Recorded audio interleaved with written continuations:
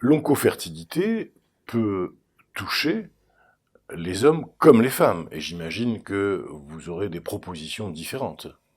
Bien entendu, et j'aurais même tendance à dire que la préservation de la fertilité masculine est quelque chose qui s'est développé bien avant le côté féminin. C'est-à-dire que on sait congeler du sperme depuis maintenant plus de 30 ans, et les hommes jeunes atteints de cancer se voient quasiment systématiquement proposer la possibilité de mettre en banque des spermatozoïdes pour pouvoir leur permettre de concevoir dans le futur, même s'ils se retrouvent ce qu'on appelle azoospermes, c'est-à-dire ne plus avoir du tout de spermatozoïdes à l'intérieur du sperme, et donc stérile par ce biais-là.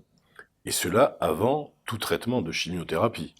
Une précision importante. Alors idéalement, on fait avec le timing qu'on nous donne, malheureusement. Idéalement, il est très clair, pour l'homme comme pour la femme, qu'il faut absolument mettre en place ces mesures de préservation de la fertilité avant tout traitement anticancéreux toxique pour la fonction de reproduction. Pour la bonne et simple raison que pour le devenir et les résultats escomptés, on sera beaucoup plus performant dès lors qu'on aura congelé des spermatozoïdes ou des ovules intacts, non atteints par les traitements anticancéreux, que si on intervient après. Et aujourd'hui, c'est quelque chose qui est communément admis dans tous les services de cancérologie, d'emblée de penser à ce problème, en tout cas de poser cette question. Alors, c'est censé l'être. Malheureusement, encore aujourd'hui, on sait qu'on a un défaut réel d'information des patientes par rapport à ces problématiques de fertilité, pour tout un tas de raisons qu'on pourra éventuellement développer si vous le désirez, mais on sait qu'on reçoit sans doute moins de la moitié des patientes.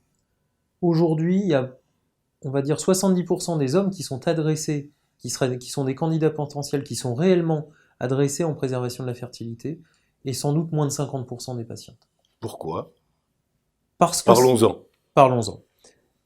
Sans doute parce que c'est quelque chose, en tout cas pour la femme, de beaucoup plus récent. D'autre part, parce que ça va impliquer dans le futur la mise en place de techniques d'assistance médicale à la procréation, quand on congèle des ovules, quand on congèle des spermatozoïdes. Ça veut dire que l'utilisation future ne se fera que par de l'assistance médicale à la procréation.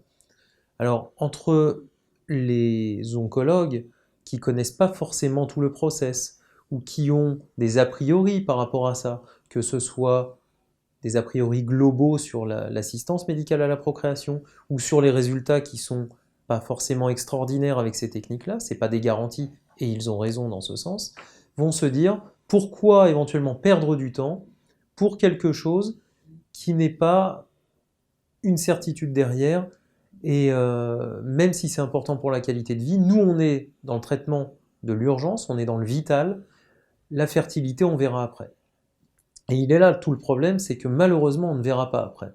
Parce que la médecine de la reproduction est extrêmement décevante en termes de résultats quand on a à travailler avec des spermatozoïdes ou avec des ovules qui ont été imprégnés à un moment de leur existence, ou de leur fabrication par des traitements toxiques. C'est ce qu'on appelle la gonadotoxicité.